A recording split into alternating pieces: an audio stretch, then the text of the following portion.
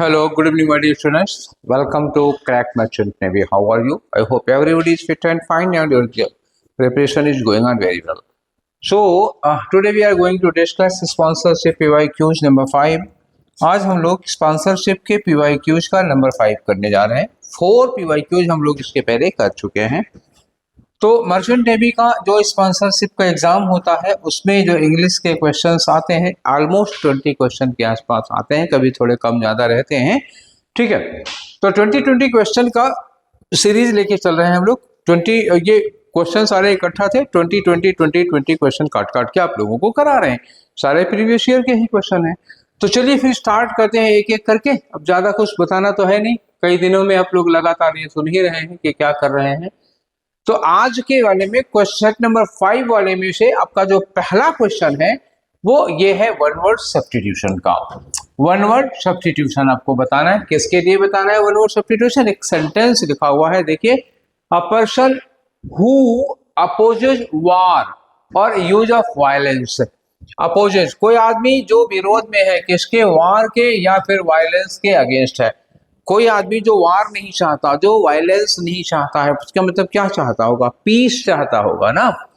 तो पीस चाहता होगा तो पीस के लिए क्या यूज करोगे? पैसिफिस्ट यूज करोगे। एक्स्ट्रा ये जो पैसिफिस्ट होता है, pacifist is a person who does not like war, he wants piece.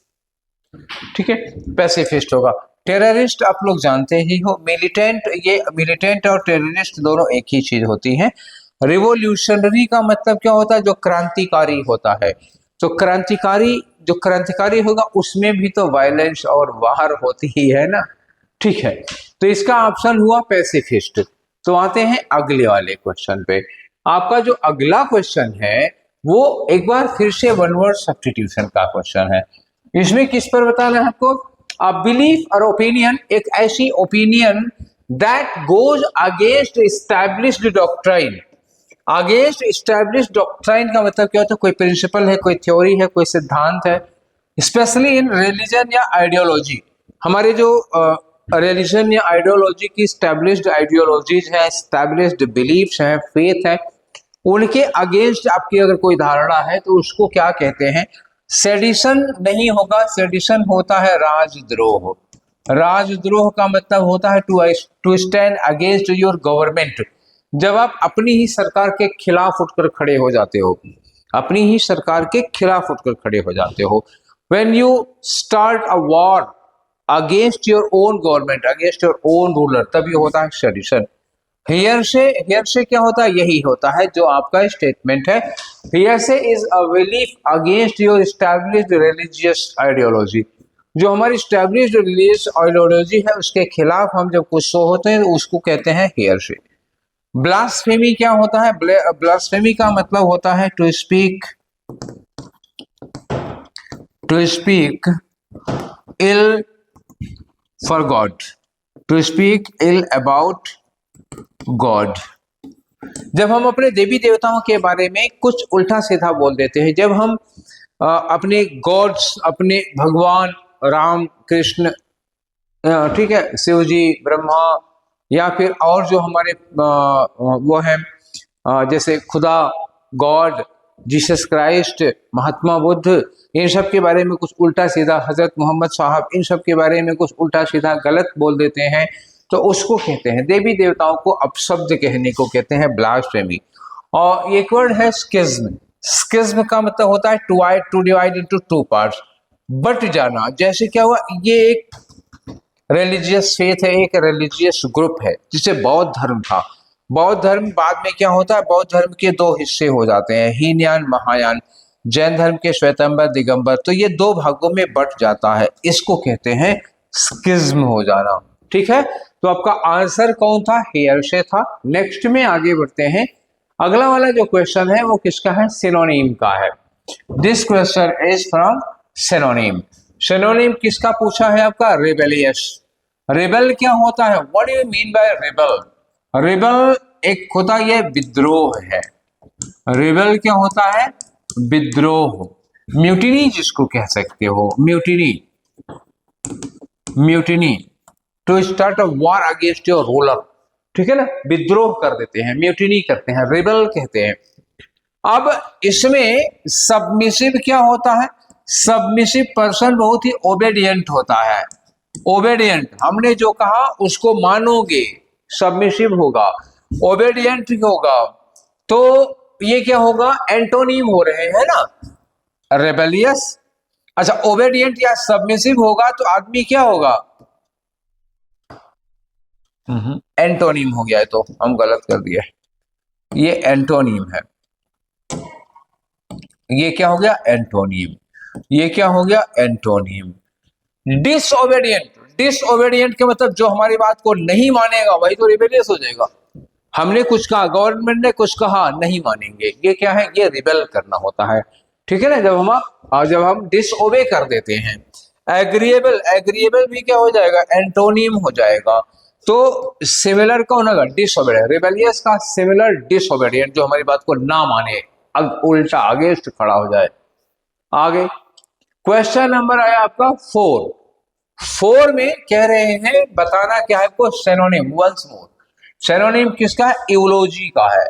इवोलॉजी का मतलब क्या होता है? जब हम किसी को प्रेज करते हैं, किसी को प्रेज करते हैं, किसी को एडमायर करते हैं, ठीक है ना, किसी को एप्रिशिएट करते हैं, एडमायर एप्रिशिएट करते हैं, ठीक है ना, या किसी को एक्लेम करते हैं, या किसी को लॉर्ड करते हैं, किसी की तारीफ, प्रशंसा, ये सब चीजें। अब जगह कम हो गई ना, इतना ही बताएंगे, और होती तो और लिख देते। तो इवोलॉजी तारीफ या प्रशंसा हो गई। ट्रिब्यूट क्या होगा? जब हम किसी को ट्रिब्यूट देते हैं तो उसकी प्रशंसा ही तो करते हैं, किसी को श्रद्धांजलि देते हैं तो उसकी तारीफ में ही तो देते हैं। क्रिटिसिज्म क्या होता है? किसी को कंडेम करना, किसी की आलोचना करना, ये एंटोनिम हो जाएगा। इंसल्ट करना किसी की, एंटोनिम हो जाएगा। कंडेम करना किसी को, एंटोनिम हो जाएगा। तो इवोलॉजी का एंटोनिम हो गया, B C and D antonym हो जाएगा। तो फिर कौन सा बचा? 1 वाला बचा, जो आपका सिनोनिम हो जाएगा। अगला वाला क्वेश्चन लीजिए, इसमें अब एंटोनिम बताना है आपको। एंटोनिम किसका बताना है? टर्पिट्यूड बताना है। टर्पिट्यूड का मतलब क्या होता है? एक बहुत ही विक्ड पर्सन होता है। विक्ड या पापी समझ लो इनको। विक्ड मतलब क्या हुआ? दुष्ट या पापी टाइप का इंसान होता है। दुष्ट समझ गए हो, ठीक है ना। डिप्रेविटी एक वर्ड होता है, डिप्रेविटी। डिप्रेविटी ये होती है दुष्टता, विक्डनेस, ये आ जाएगा। तो डिप्रेविटी अभी मैंने कहा, ये तो साइनोनिम हो गया। वाइस, वाइस का मतलब दुर्गुण होता है, ये भी साइनोनिम हो गया, बुराई है। सिन का मतलब पाप है, अभी मैंने कहा था पापी टाइप का इंसान होगा। तो ये 3 सिमिलर हो गया। टर्पिट्यूड, डिप्रेविटी सिमिलर हो गया, वाइस सिमिलर हो गया, और सिन सिमिलर हो गया। पाप है ये, वाइस बुराई है। अब बचा मोरालिटी। मोरालिटी मतलब नैतिकता होती है। नैतिकता मतलब अच्छे गुण होंगे, यही रहा आपका एंटोनिम। दुष्टता का अपोजिट क्या हो जाएगी? अच्छाई हो जाएगी। नेक्स्ट में आ जाओ, अगला वाला क्वेश्चन।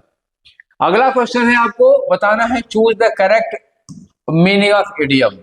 इडियम है to cry stinking fish. Stinking का मतलब क्या होता है? बदबूदार।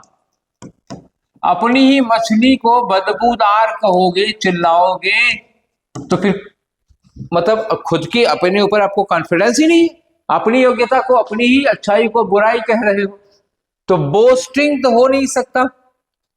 रिडिक्यूलिंग अदर, दूसरे को नहीं, खुद को कह रहे हो, खुद की बुराई। टेकिंग प्राइड, प्राइड कहां ले रहे हैं? Under valuing one's own worth, अपनी ही चीज को, अपनी ही मछली को सड़ा हुआ कहने का मतलब हुआ कि आप अपनी ही वर्थ को, अपनी ही योग्यता को, अपनी ही टैलेंट को अंडर वैल्यू कर रहे हो। ठीक, अगला क्वेश्चन है क्वेश्चन नंबर 7। 7 नंबर में सिनोनिम बताना है। सिनोनिम, बड़े सिनोनिम पूछे थे अबकी बार। किसका? एक्जिगुअस का सिनोनिम बताना है। एक्जिगुअस, ठीक है ना। एक्जिगुअस मतलब क्या होता है? बहुत ही कम, बहुत कम, या थोड़ा, जिसको हम कह सकते हैं पिटी, PETTY, measure, MEAGRE, स्कांट, oh no, SCANT या स्कार्स डेफिशिएंसी, वर्थ, ये चीज होती है ना, अभाव, किसी चीज की कमी, बहुत थोड़ा सा कुछ होता है, एक्सिगुअस होता है। साइनोनिम बताना है, स्कैंटी, एक साइनोनिम में मिल ही गया ना, वहां लिखा है स्कैंट, तो स्कैंटी तो हो गया आपका साइनोनिम। अदर वर्ड्स में आ जाओ, ये आपका आंसर रहा। ह्यूज का मतलब क्या होता है? वेरी बिग, बहुत बड़ी साइज में कोई चीज हो, हाथी जैसा। एक्सेसिव का मतलब क्या होता है? मोर देन नीडेड, ठीक है ना, मोर देन नीडेड, कोई चीज आपको जरूरत से बहुत ज्यादा है, मोर देन नीडेड, ये हो गया। और अबंडेंट और एक्सेसिव सिमिलर होता है, ठीक है, कोई चीज आपके पास जरूरत से ज्यादा है। अबंडेंट का मतलब क्या होगा? प्लेंटी, इन प्लेंटी अमाउंट, ठीक है। तो आंसर तो हो गया स्कैंटी। नेक्स्ट क्वेश्चन में आ जाओ, क्वेश्चन नंबर 8 है। क्वेश्चन नंबर 8 में आपको ये जगह फिल करनी है, फिल इन द ब्लैंक्स का क्वेश्चन है। तो क्वेश्चन पढ़ते हैं पहले। लिखा है द एंथ्रोपोलॉजिस्ट फाइंडिंग, एक एंथ्रोपोलॉजिस्ट है, वो ह्यूमन डेवलपमेंट पर स्टडी करते हैं, उन्होंने एक रिसर्च की है, एक स्टडी की है, उस स्टडी के कुछ कंक्लूजन निकले हैं, फाइंडिंग्स वर कंसीडर्ड, इनकी फाइंडिंग्स को कंसीडर किया गया कंट्रोवर्शियल। अब ये कीवर्ड हो गया, कीवर्ड क्यों हो गया? यहीं से आपका आंसर निकलेगा, समझ लीजिएगा। अगर उनके रिसर्च के फाइंडिंग्स कंट्रोवर्शियल हो जा रहे हैं रिसर्च के, तो इनिशियली इसको क्या माना जाएगा? रिसर्च के जो रिजल्ट है कंट्रोवर्शियल है, तो अगर ये निगेटिव जा रहा है तो यहां क्या जाना चाहिए? रिजल्ट निगेटिव जाना चाहिए। अब लिखा है डिसरिगार्डेड, डिसरिगार्डेड एक निगेटिव रिजल्ट हो गया, ठीक है। सेलिब्रेटेड, सेलिब्रेटेड मतलब अगर उनके फाइंडिंग्स को, उनके कंक्लूजन को कंट्रोवर्शियल माना जा रहा है तो उसको सेलिब्रेट क्यों करेंगे? एक निगेटिव खराब रिजल्ट को सेलिब्रेट कैसे कर सकते हैं? तो ये आंसर नहीं होगा। एक्लेम्ड, अभी थोड़ी देर पहले मैंने लिखा था, एक्लेम्ड का मतलब होता है प्रेज करना, किसी की तारीफ करना, ये भी पॉजिटिव हो गया, तो ये भी नहीं हो सकता रिजल्ट। अडॉप्टेड का मतलब एक्सेप्ट कर लिया गया, अगर वो कंट्रोवर्शियल है तो एक्सेप्ट क्यों करेंगे? ये भी नहीं होगा। डिसरिगार्ड का मतलब डिवैल्यूएट करना, उसकी वैल्यू को कम करना, तो यही तो रिजल्ट हो सकता है। कंट्रोवर्शियल टॉपिक को डिसरिगार्ड कर देंगे, तो फर्स्ट वाला आपका आंसर होगा। नेक्स्ट में आते हैं क्वेश्चन नंबर 9। ये क्वेश्चन नंबर 9 में आपको क्या करना है? बताना है कि एक ऐसा वो सेंटेंस का वो पार्ट जहां पर कोई एरर है, तो सेंटेंस को पढ़िए और देखते हैं कि इसके किस पार्ट में कहां पर एरर है। द ड्राफ्ट पॉलिसी आउटलाइंस, ये ड्राफ्ट पॉलिसी क्या हो गई? सिंगुलर सब्जेक्ट है, आउटलाइंस वर्ब में एस लगा हुआ है, इसका मतलब सिंगुलर वर्ब है, ये पार्ट करेक्ट हो गया, या कोई दिक्कत नहीं है। The draft policy outlines that each employ, each के साथ सिंगुलर वर्ब लगी है, employ singular verb, singular subject है, ईच के साथ, ठीक है, ये भी करेक्ट है। मस्ट लगा, मस्ट अदर, अदर का मतलब क्या होगा? फॉलो करना, कंप्लाई करना, अदर के बाद टू लगता है 100%, ये भी सही हो गया, अदर के बाद टू ही लगता है। किसको? द कोड ऑफ कंडक्ट को। इररिस्पेक्टिवली, इररिस्पेक्टिबल मतलब ऑफ देयर पोजीशन, ये देयर किसके लिए लगा? देयर लगा ईच एम्प्लॉय के लिए, ठीक है ना, यहां से देखते हैं ये देयर किसके लगा है? ईच एम्प्लॉय के लिए। और ईच एम्प्लॉय क्या था? यहां देख लो सिंगुलर लिखा हुआ था, आप जब किसी के पहले आप ईच लगा दोगे तो सिंगुलर हो जाएगा, जब वो सिंगुलर हो जाएगा तो यहाँ पे देयर कैसे लगा सकते हो? फिर इस देयर के जगह पर क्या लगना चाहिए? हीज लगना चाहिए था, तो यहाँ आके गलती हुई है, वहां लिखा था ईच एम्प्लॉय, अब यहाँ देयर पोजीशन, तो ईच एम्प्लॉय के लिए हीज पोजीशन लगेगी, देयर पोजीशन नहीं लगेगा, 4 वाला आपका इनकरेक्ट हो गया। क्लियर है? ठीक है, चलिए नेक्स्ट में आते हैं क्वेश्चन नंबर 10 में। क्वेश्चन नंबर 10 में इन्होंने कहा करेक्ट इन्वर्जन बताइए। इन्वर्जन क्या? ये फिल इन द ब्लैंक्स का क्वेश्चन है, सीधे लगाना है यहाँ पर क्या लगेगा। तो ये लिखा नो सोनर, नो सोनर के साथ हैड लगा ही के पहले। अब ये गलत भी होता तब यहाँ कुछ कर नहीं सकते थे, हमें वहीं पे भरना, यहाँ गलत भी हो जाएगा तो कुछ न कर पाओगे। नो सोनर के साथ में लगता क्या है? बात ये है, तो आपको 2 चीजें मैंने पढ़ाई थी ग्रामर वाले में, कंजंक्शन वाले में मैंने पढ़ाया है आपको कि कुछ मैंडेटरी पेयर्स होते हैं, जैसे हार्डली स्कार्सली है, तो हार्डली स्कार्सली के साथ कनेक्ट कॉल करता है हमेशा व्हेन कनेक्ट करता है, ऐसे ही नो सोनर लिखा है, नो सूनर के साथ दूसरा सेंटेंस कनेक्ट कैसे किया जाता है? नो सूनर के साथ हमेशा देन लगता है, ठीक है ना। देन क्यों? सूनर कंपैरेटिव डिग्री है, तो कंपैरेटिव डिग्री के साथ देन ही तो लगा सकते हो। तो यहाँ पे व्हेन लगेगा नहीं, देन लगेगा, यस बट नहीं लगेगा, और एंड देन नहीं लगेगा, क्योंकि नो सूनर के साथ फिक्स ही है देन लगता है। क्लियर? इसमें ज्यादा मेहनत करने की जरूरत नहीं है। ये कोरिलेटिव्स का टॉपिक है, कंजंक्शन में मैंने पढ़ाया था। आपको कोई कंफ्यूजन हो तो देख लीजिए, पूरा का पूरा है। क्वेश्चन नंबर 11 है कंटेन्स एरर, फिर से वही एरर वाला मैटर आ गया। फिर देखते हैं द ट्रेनिंग प्रोग्राम, ये सब्जेक्ट हो गया, वाज डिजाइन्ड, करेक्ट है, यहाँ कोई गलती नहीं। The training programme was designed, design के बाद लिखा टू मेक, वर्ब के टू के साथ first of, to make the employees capable to handle complex queries efficiently in customer support operations. तो आपको मैं सीधे सीधे मुद्दे पर ले आता हूं। एबल एक वर्ड होता है, एबल, ठीक है ना। एबल के साथ लगता है टू, और टू के बाद लगती है वर्ब की फर्स्ट फॉर्म। लेकिन अगर है कैपेबल, कैपेबल, तो कैपेबल के बाद लगता है ऑफ, और ऑफ के बाद लगेगा वर्ब की आईएनजी फॉर्म। समझ जाइएगा, एबल के बाद टू लगेगा, टू के साथ फर्स्ट फॉर्म, और कैपेबल होगा तो ऑफ लगेगा और वर्ब की आईएनजी फॉर्म लगेगी। यहां लिखा है कैपेबल, देखिए यहाँ पे कैपेबल, कैपेबल के बाद क्या लगा? टू के साथ फर्स्ट फॉर्म, तो ये हो गया गलत। या तो यहाँ कर दो एबल टू हैंडल, या कह दिए कैपेबल ऑफ हैंडलिंग करना पड़ेगा, तो हर हाल में सेकेंड वाला पार्ट गलत हो गया। तो ये रहा आपका आंसर, सेकेंड वाला पार्ट, ठीक है। समझ में आ गया क्यों? चलिए नेक्स्ट, एक बार फिर से एक कॉमन एरर का क्वेश्चन है। क्वेश्चन नंबर 12 है, लिखा it was none, it was not until the second report, it was not until the second report. ये क्या हो गया? सेकेंड रिपोर्ट, ये इवेंट हो गया, टाइम। और यहां लिखा है कि नहीं, second report was leaked to the press, ये हो गया आपका event. It was not until the second report was leaked to the press. आगे लिखा है did the ministry issue a formal clarification. इसमें एक स्ट्रक्चर है, पहले आप उस स्ट्रक्चर को समझिए, फिर मैं आपको बताता हूं। इसमें होता है कि अगर कहीं लिखा है नॉट अंटिल, कभी भी ऐसा स्ट्रक्चर है सेंटेंस का, नॉट अंटिल, नॉट अंटिल के बाद कोई इवेंट हो गया, कोई घटना घटेगी, या कोई टाइम लिखा होगा।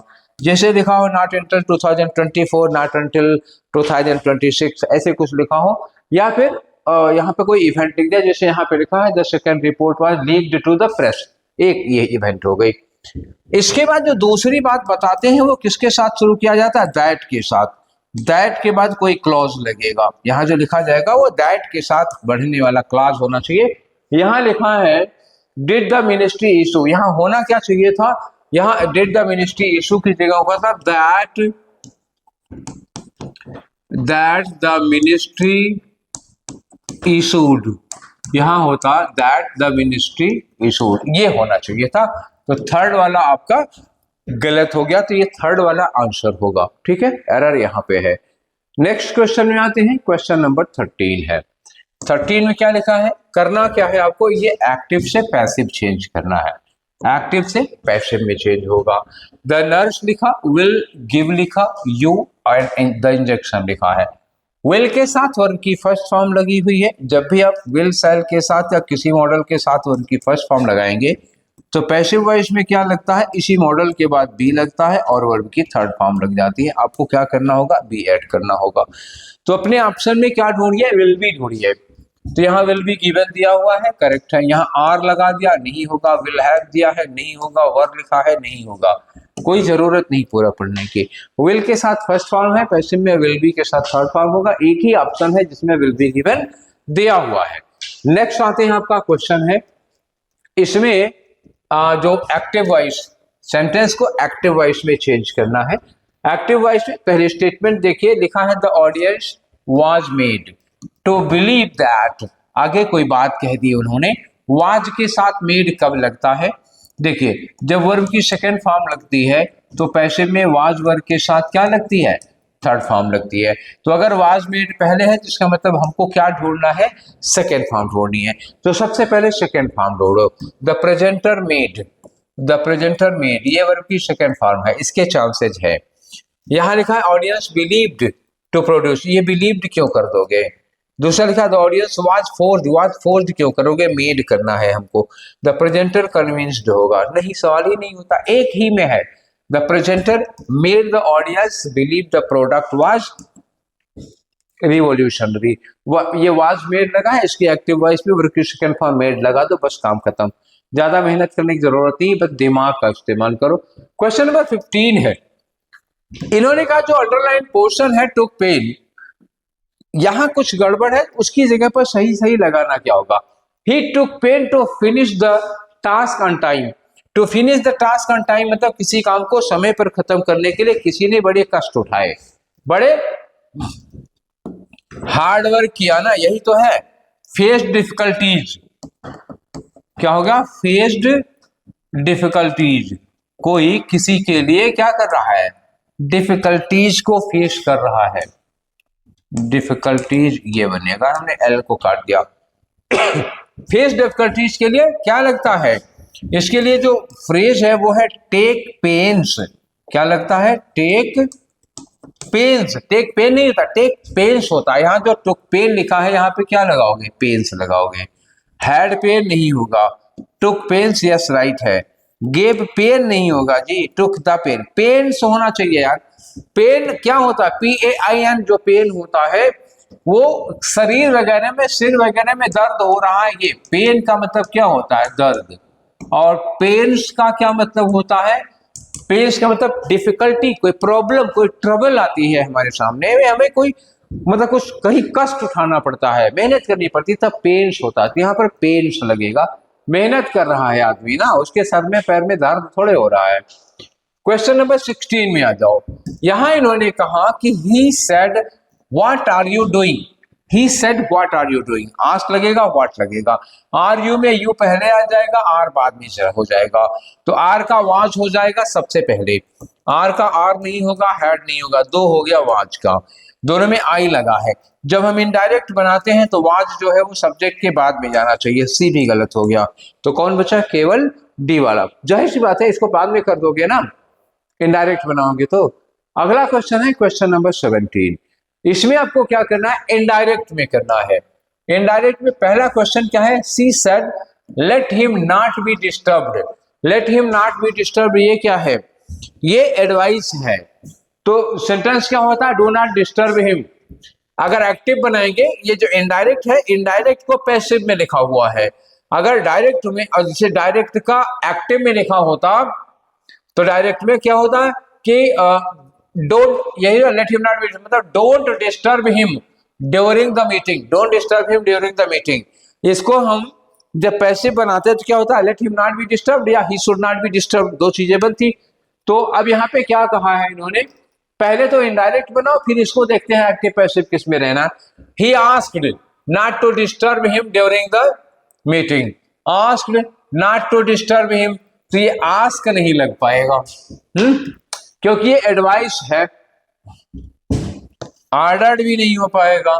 Advised that he should not B disturbed, yes ये हो जाएगा एडवाइस। अब कहोगे ये शुड कहां से मिला, अरे भाई late him not B disturbed इसी की वो दूसरे टाइप की पैसिव थी, दूसरे टाइप की पैसिव है। डोंट डिस्टर्ब हिम का ये लेट वाली पैसिव थी और ये शुड वाली पैसिव है। हमको ये भी तो देखना है कि इसकी जो टोन है, जो फीलिंग है, वो कौन सी एडवाइस देने की है। तो आस्क को, सेड को और ऑर्डर को कैसे लगा सकती हूँ, एडवाइस है ना, टोन भी तो देखना है उसकी। ठीक, अगला है क्वेश्चन 18। 18 में फिर क्या होगा, करस्पॉन्डिंग डायरेक्ट टेंस। अब इसको डायरेक्ट में ले जाना है। देखो लिखा क्या है, प्रोफेसर सेड। सेड ये दैट लगा, जहां दैट लगा यही इन्वर्टेड कामा हो जाएगा। Had he known, had he known earlier, अगर मैं पहले से जानता तो he would not, he would have made the necessary arrangement. अगर मैं पहले से जानता तो सही से इंतजाम किया होता। ये कौन सा वाला है, वो वाला जो सेकंड टाइप की कंडीशन होती है, इमेजिनरी कंडीशन, वही वाले जिसमें जैसे हम लोग बोलते हैं अगर रावण सीता जी का अपहरण ना करता तो हनुमान जी का लंका में आग ना लगाते। अगर ऐसा होता तो ऐसा होता, अगर तुमने मुझे टाइम पर बता दिया होता तो मैं तुम्हारी मदद कर देता, अगर तुमने मुझे सच बता दिया होता तो मैं तुम्हें बचा लेता। अब क्या करोगे, जब बताया होता तब न करते। ठीक है, तो इस तरह के सेंटेंस होते हैं। ये हैड के साथ ये कैसे शुरू होते हैं? इफ लगता है, इफ के बाद सब्जेक्ट लगता है, फिर हैड के साथ वर्ब की थर्ड फॉर्म लगती है, ऐसे होता है। या इसी को क्या करते हैं, कभी कभी हैड के साथ सब्जेक्ट लगाते हैं और इसके बाद वर्ब की थर्ड फॉर्म कर देते हैं, और इसके बाद क्या करते हैं, सब्जेक्ट के साथ वुड हैव लगाते हो, वुड हैव लगाते हो और वर्ब की थर्ड फॉर्म कर देते हो, ऐसे कर देते हो। यही है, इसमें टेंस वेंस नहीं बदलना है, हैड का हैव मत करना, हैड का हैड ही रहेगा। इफ आई न्यू, न्यू नहीं होगा, इफ आई हैड नोन होता। या यहां देख लो, हैड आई नोन, ठीक है, earlier I would have made the necessary arrangement, ये क्लियर हो गया। ये if I would, if I के साथ वुड लगना ही नहीं है। अब यहाँ पे हैड आई न्यू दे दिया, नोन दिया होता, हैड के साथ यहाँ क्या लगा रहा है, वर्ब की सेकंड फॉर्म लग रही, लगेगा ही नहीं, तो पहला वाला ही है जो इसमें लग पाएगा। हैड आई नोन अर्लियर, ये मैंने लिखा था, हैड आई नोन अर्लियर तो I would have made the necessary arrangement, ठीक है, पहला वाला होगा। अब ये रहा क्वेश्चन नंबर 19, अरेंज करना है इसको, दोनों अरेंजमेंट के क्वेश्चन है। देखिए लिखा है कि ओशन एसिडिफिकेशन, जो समुद्र में एसिड बढ़ रहा है, इज अ कंसिक्वेंस, ये कंसिक्वेंस है ऑफ इंक्रीज्ड CO2 इमिशन। दूसरे में लिखा दिस लीड्स, दिस किसके लिए लगा है, यही ओशन में acidification, this leads to a decline in marine biodiversity, ठीक है ना, मरीन बायोडाइवर्सिटी में कमी आ रही है जनरल। अब कोरल रीफ, मरीन बायोडाइवर्सिटी क्या हो गया जनरल सेंस में, और कोरल रीफ क्या हो गया, उसी मरीन डाइवर्सिटी का एक एग्जांपल है coral reef, are particularly vulnerable to acidification. आगे लिखा अर्जेंट एक्शन इज रिक्वायर्ड, मतलब अर्जेंट एक्शन की जरूरत पड़ेगी, बहुत जल्दी ही कुछ ऐसा किया जाना चाहिए। तो सबसे पहला सेंटेंस कौन होगा, वन ही हो सकता है ना, ओशन एसिडिफिकेशन, क्योंकि इसमें दिस लगा है, इसमें जनरल से स्पेसिफिक पे आ गए, ये तो कंक्लूजन हो गया ना, अर्जेंट नीड्स आर रिक्वायर्ड, तो ये तो क्या होगा, ये कंक्लूजन दे रहे हो, लास्ट में आएगा, तो पहले ये फर्स्ट हो जाएगा और ये लास्ट हो जाएगा, A4 लास्ट, तो ये होगा ए पहला है, 4 लास्ट है, पहला वाला, और किसी में है नहीं, 2 से शुरू, दिस लगा हुआ, 2 से शुरू ही नहीं होगा। 3 में क्या हो गया, कोरल रीफ, तो स्पेशली एग्जांपल पे आ गए हो। और 4 वाला क्या है, अब अर्जेंट एक्शन इज रिक्वायर्ड, बिना घटना घटे ही एक्शन रिक्वायर्ड हो जाएगा, इसके अलावा किसी शुरू ही नहीं हो सकता हो, ठीक है। तो ये है आखिरी क्वेश्चन आज के डिस्कशन का, रीअरेंजमेंट का क्वेश्चन ये भी है। इनमें लिखा कि देयरफॉर इमोशनल इंटेलिजेंस, देयरफॉर लगा दिए, शुरुआत ही नहीं होगी इस पे, therefore emotional intelligence is highly valued in leadership, हो गया इमोशनल इंटेलिजेंस, देयरफॉर लगा। यहां लिखा emotional intelligence is distinct from IQ, emotional intelligence IQ से बिल्कुल अलग है।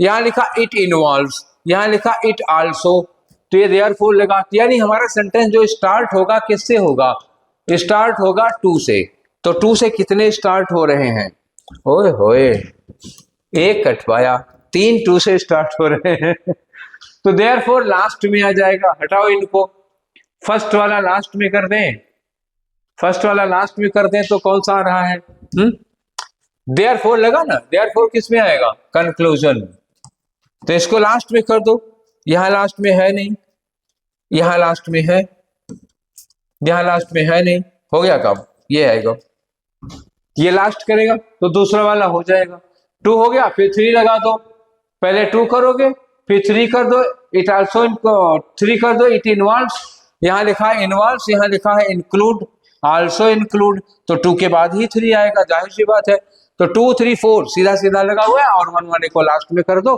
ये वाला आपका आंसर हो गया, काम खत्म, ठीक है। तो ये थे हमारे क्वेश्चंस, 20 क्वेश्चंस आज सिर्फ कर लिए हम लोगों ने, सेम स्पॉन्सरशिप के PYQs का, ठीक है। तो आज का सेशन यहीं पर वाइंड अप होता है, फिर मिलेंगे नेक्स्ट वाले में 20 मोर क्वेश्चंस के साथ, till then take care, thank you.